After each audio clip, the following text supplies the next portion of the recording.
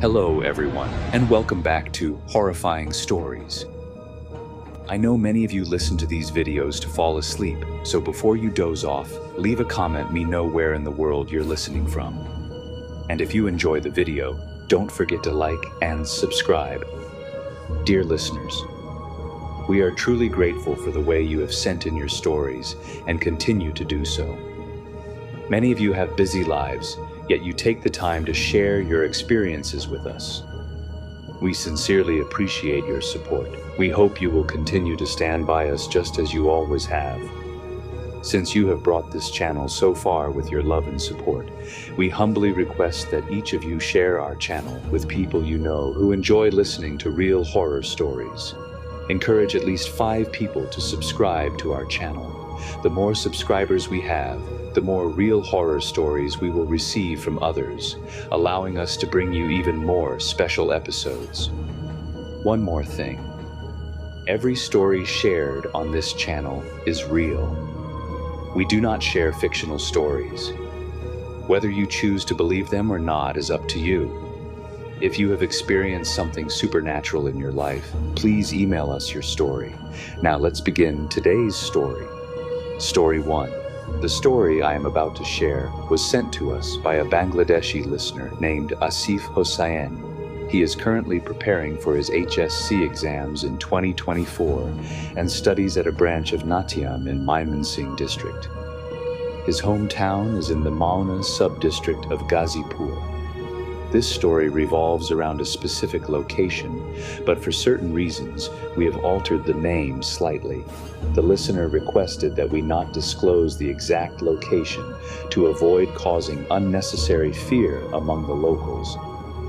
Asif Hossain heard this story from a senior of his who shared it with a group of people during a discussion.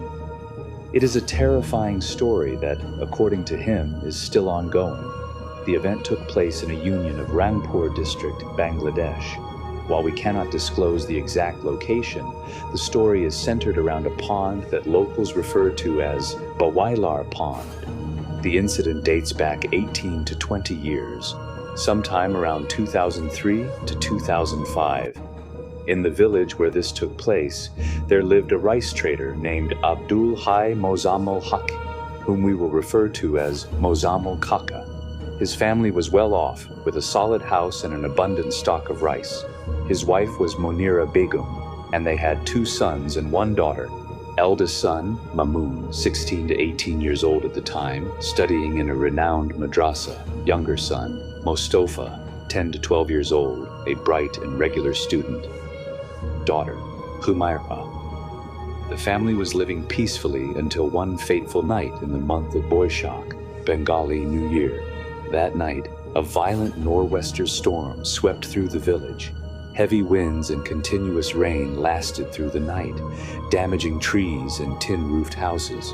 The next morning, the village was in ruins due to the storm. Despite the chaos, Mostofa insisted on going to school, even though his mother forbade him. He was a dedicated student with 100% attendance, so skipping school was out of the question for him. His school was 2 kilometers away, and on the way he had to pass by Bawailar Pond, which was surrounded by dense jungle. Normally, he would walk with 2 friends, but that day, due to the bad weather, he was alone. After school, while returning home alone, Mostofa slipped on the muddy road and fell, dirtying his clothes and slightly injuring himself. Fearing his mother's scolding, he decided to wash himself in Bawailar Pond before going home. As he finished washing and was about to leave, he felt a warm gust of wind brush against him, despite the weather being cold from the previous night's rain. The strange sensation startled him, but he hurried home without mentioning it to anyone. A week passed without any unusual events. Then, one evening after sunset, Mozammel Kaka was returning home when he suddenly felt a soft hand touch his shoulder. He froze. He had not heard or seen anyone near him. Terrified, he ran all the way home and collapsed into his courtyard. Shaken, he told his family what had happened. This is when Mostofa finally revealed what had happened to him at the pond a week earlier. His mother scolded him for not telling them sooner.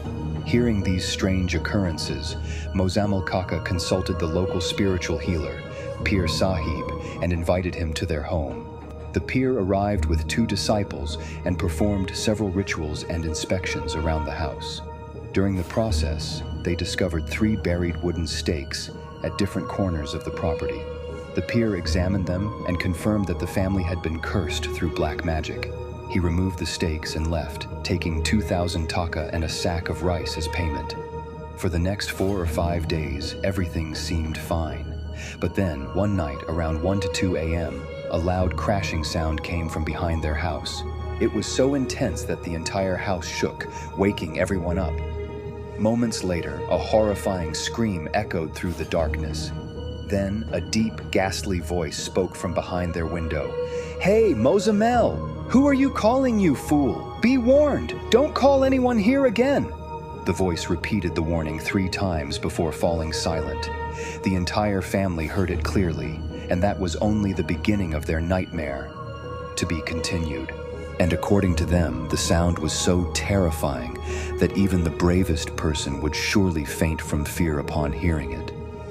However, only Allah knows how they remained composed. A little distance from their house, they had a neighbor who also claimed to have heard the sound. However, they couldn't quite understand what was being said, but they did hear the eerie noise. They were so scared that they left their home the next day without saying anything and stayed at a relative's house in another village for a few days. After this incident, they never spoke about it again with Mozammel Kaka and his family. Such was the intensity of their fear that night. The next day, the entire household was in turmoil. The Pir Sahib had assured them that all their problems had ended, so what was this terrifying event that had just occurred? It seemed like the situation had worsened instead of improving. That afternoon, Mozammel Kaka set out in search of Pir Sahib to ask him about the incident. However, when he reached him, Pir Sahib refused to listen to anything and told him to come back the next day. But when he returned the next day, Pir Sahib made excuses and asked him to come back a few days later. Eventually, Mozammel Kaka realized that this Pir Sahib was nothing but a fraud. He understood nothing about jinns or spirits and was simply scamming people out of their money. He would perform small rituals, mutter some incomprehensible words, and deceive people into giving him alms, food, or whatever else he could get from them. Realizing that he needed the help of a true religious scholar, Mozammel Kaka began searching for a reputable and knowledgeable cleric. Meanwhile, terrifying incidents continued to occur in their home. Every night, they would hear something rolling over the tin roof with a loud rattling sound, like a rough, heavy brick being dragged across the metal sheets. The sound would move from the roof to the veranda, then roll onto the ground. But in the morning, there would be no trace of the object that had caused the noise. Additionally, they would hear faint whispering and groaning sounds coming from behind the windows. The whispers sounded like someone speaking, but the words were indistinct. A few days later, Mozammel Kaka's eldest son, Mamun, returned home from the madrasa. However, he was unaware of the strange incidents occurring at their house, as no one in the family had informed him. One evening, just before sunset, his Aunt Munira went to visit a neighbor, and his cousin Humaira was away at their maternal uncle's house. Mozammel Kaka and his younger brother, Mustafa, were also not home at that time, so the only person in the house was Mamun.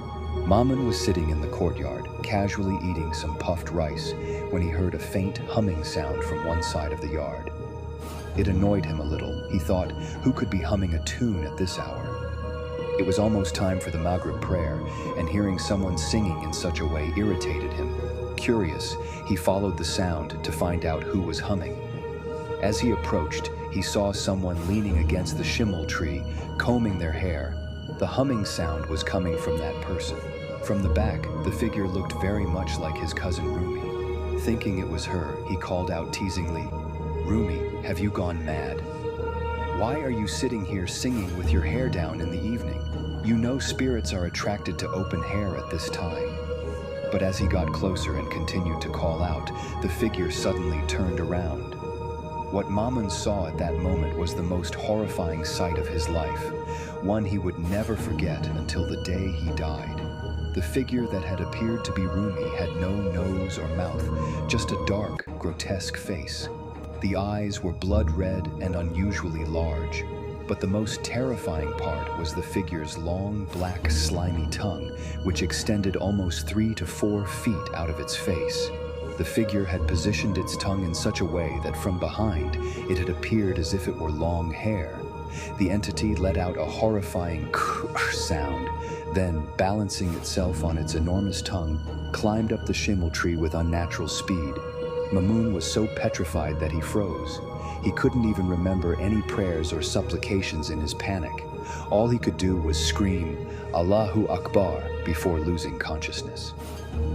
Later that night, a passerby saw Mamoun lying unconscious under the shimel tree. He shouted for help, and the neighbors came running. They carried Mamoun back home, but he remained unconscious throughout the night. Mamoun finally regained consciousness the next afternoon. When he woke up, his family surrounded him, anxiously asking what had happened. However, he was still in shock and could barely speak. It took some time for him to calm down before he could explain what he had seen. When the family heard his story, they were horrified. They finally revealed to him the strange occurrences that had been happening in the house. Upon hearing everything, Mamoun was frustrated and scolded them, saying, "So much has happened, and no one told me. Our madrasa's Khatib head cleric deals with such issues. He is a very pious and knowledgeable scholar. I've heard he even has jinn students." Since mobile phones were not widely available in 2004 to 2005, they hadn't been able to inform Mamoun earlier. But now, Mamoun insisted that they consult the Khatib as soon as possible. That very same day, Mamoun and Mozammel Kaka went to the madrasa to meet the Khatib Sahib. When they arrived, they were told to wait outside for a while. After some time, a man came and led them inside. They found the Khatib Sahib sitting there, gently feeding 2 pigeons on his lap. Keep the detail about the pigeons in mind, it will be important later. When Mozammel Kaka and Mamoun saw him, he greeted them warmly and asked them to sit. They narrated the entire story in detail. The Khatib Sahib listened carefully, then asked them to wait outside for a few minutes. He went into his room and closed the door. About 10 to 15 minutes later, he reopened the door and invited them back inside. Looking at Mozammel Kaka with a faint smile, he asked, "Was your grandfather's name Ghaffur Ali?" Mozammel Kaka was stunned. "Yes, but how do you know my grandfather's name?" The Khatib Sahib smiled and began to explain. "Your grandfather, Muhammad Ghaffur Ali Qazi, was a very righteous and noble man. He also possessed deep spiritual knowledge that is beyond the understanding of ordinary people. In addition to officiating human marriages, he had the ability to officiate marriages between jinns. Allah had blessed him with this unique ability." He continued, "Your grandfather and my father were very close friends.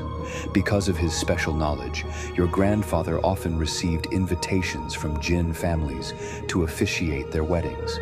One day, he was invited by a group of jinn who lived in the forest behind Balar Pond in your village. These jinn had never harmed any humans, nor had they ever revealed themselves. At first, everything seemed normal. However, once he reached the location, a serious conflict arose." The Khatib Sahib paused for a moment before continuing. This time, Ghaffur Ali Qazi Sahib was called to officiate the wedding of a jinn from the Marid tribe. Marid jinns are known for their aggressive, arrogant, and short-tempered nature. When the Marid jinns realized that a human had been invited to perform the ceremony, they mocked and ridiculed the bride's family. They refused to accept a human performing their sacred rituals. Despite the protests, the groom, a married jinn, tried to reason with his relatives, saying, "Why does it matter if a human performs the ceremony? The marriage will still be valid." But the elders dismissed him, saying, "You don't understand our pride and traditions." The situation became tense, but it seemed like the groom was close to convincing them. However, at that moment, Ghaffur Ali made a grave mistake. He too had grown frustrated with the ridicule and, in a moment of arrogance, said, "If you don't want me to officiate, then go ahead. Let's see who else can do a better job than me." His words deeply offended the married jinns, and that is where the real trouble began. We were trying, but We were trying to resolve the matter, but because of your arrogance, this marriage has now fallen apart. My daughter is crying her heart out. I can't bear to see her suffer like this. Will you be able to tolerate what I will do to you and your family? None of us expected such arrogance from you." With these words, Gopher Ali supposedly woke up from his sleep. Startled, he sat up, but then he calmed down and thought, "What can they even do to me? I possess knowledge that can crush their entire lineage." Reassured by his own power, he went back to sleep. However, the next morning, he witnessed a tragic event.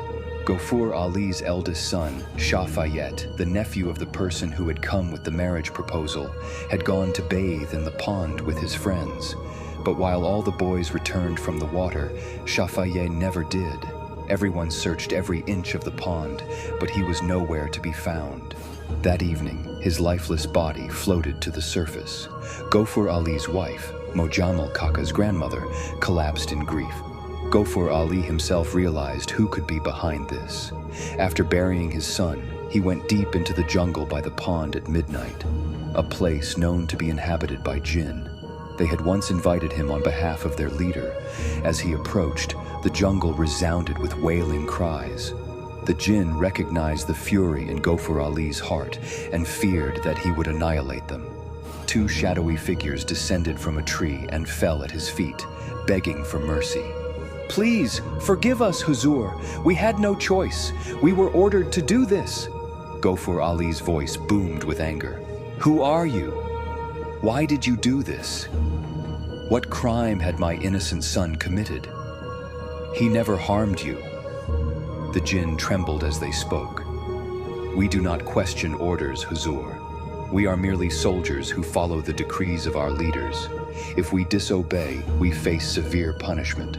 The death warrant for your son was issued, and we were ordered to drown him." Gopher Ali, though enraged, saw the sincerity in their pleas. After a moment of thought, he said, "Fine, I will not kill you. But my son was innocent. If I do not punish you, you will still suffer in the afterlife. So I will give you a partial punishment. You will be imprisoned in this pond." Using his spiritual powers, Gopher Ali trapped the jinn in the depths of the pond. However, he left a condition. If even a single drop of blood from his descendants ever mixed with the pond's water, the jinn would be freed. Years later, Mojamal Kaka's son, Mostafa, slipped near the pond and scratched his hand, causing a drop of blood to fall into the water. That was enough to break the seal. The jinn were finally freed. Enraged by their long imprisonment, they sought revenge but were too weak to cause much harm initially. The house had been protected by 3 enchanted pillars placed by Gopher Ali. However, a fraudulent spiritual healer, unaware of their significance, removed them, allowing the jinn to enter the home. Hearing of these disturbances, Khatib Sahib, a spiritual leader, was called upon. He listened intently and then revealed a shocking truth. He knew everything about the past because of a special pigeon he kept, a jinn spy from a lineage of intelligence-gathering jinn. This jinn had been secretly observing everything and reported back to him. Khatib Sahib reassured them, saying, "Don't worry, the jinn are still weak. I've sent 2 of my jinn students to your house. They will drive them away." For 6 months, peace returned. But then the horror began again. One evening, after Maghrib prayer, a boy named Rabbi came to Mojamal Kaka's house, saying his elder sister had arrived with many belongings and needed assistance. Thinking nothing of it, Mojamal Kaka sent his son, Mamun, to help. Rabbi, however, refused to go along, citing urgent work. Mamun took a flashlight and went alone. As he walked, he heard his aunt calling, "Mamun, Mamun, I'm here." Looking around, he saw a veiled woman standing under a large mango tree by the pond. He greeted her, asked about the bag she was supposed to have, but she remained silent. Assuming she was upset with him for being late, he reached out to hold her hand. The moment he touched it, the hand detached. It was a piece of a massive python's body. Terrified, Mamoon aimed the flashlight at the figure. The moment he saw its true form, he lost all courage. Before he could run, the entity grabbed him by the throat and lifted him into the air, slamming him to the ground 3 times. His screams alerted 2 passersby, who found him unconscious and rushed him home. After regaining consciousness, he recounted everything. Doctors later confirmed multiple fractures. He would need 4 to 5 months to heal. Furious, Mojamal Kaka stormed to Rabbi's house, demanding answers. But to his shock, Rabbi had been bedridden for 3 days due to illness. He hadn't left his home at all. Then who had come to their house? Who was the veiled figure? Desperate for answers, Mojamal Kaka sought out Khatib Sahib, only to learn that he had left for Umrah. Frustrated, he warned his family to be extra cautious. 2 days later, during the afternoon, Humaira Appa was sitting and sorting vegetables after bathing. Suddenly, she felt someone combing her hair. Assuming it was her mother, she casually said, "Amma, please comb it properly." Then she remembered. Her mother had gone to the pharmacy. She wouldn't return for at least an hour. So who was touching her hair? Realizing this, she turned around but was instantly grabbed by an unseen force, which began dragging her outside. She screamed and fought desperately. Hearing her cries, Mamoon, still injured, tried to call for help. Fortunately, Mojamal Kaka and Mamoon's 2 madrasa friends arrived at the house at that moment. Rushing to the backyard, they found Humaira struggling with what looked like a jackal. They attacked the creature with sticks. One friend managed to hit it, only for the jackal to instantly vanish into thin air. What was it? Was the horror over? Or was it just beginning? It was broad daylight when this incident happened, right in front of them. Seeing this, the 2 friends of Mamun Bai from the madrasa, who had come with Mojamal Kaka, were terrified. They quickly met Mamun Bai and rushed back to the madrasa.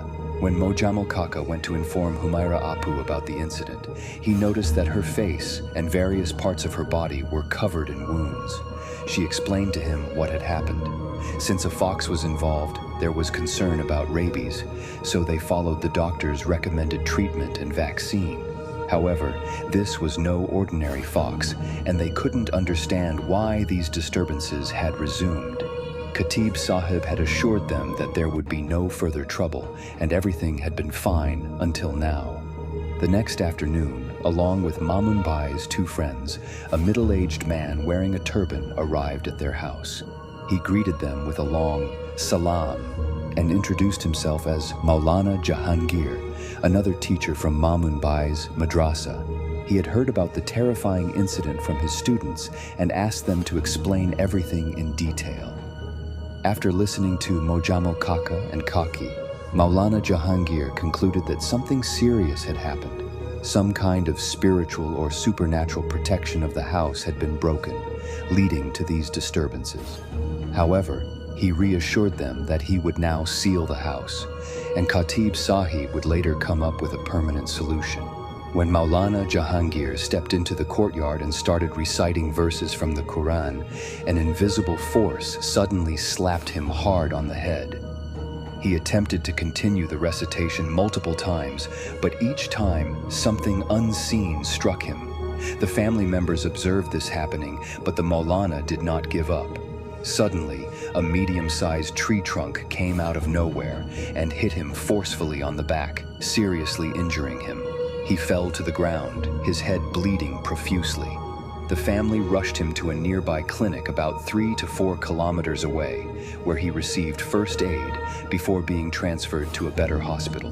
By Allah's mercy, he survived. When he regained consciousness, Mojamal Kaka apologized to him for the suffering he endured while trying to help. He took full responsibility for the medical expenses and ensured the Maulana safely returned to his madrasa. Despite their fears, the family continued living in the house, though their worries never faded. Then, one evening, Mustafa, a young boy from the family, went missing. He had gone to play cricket with his friends, but never returned home.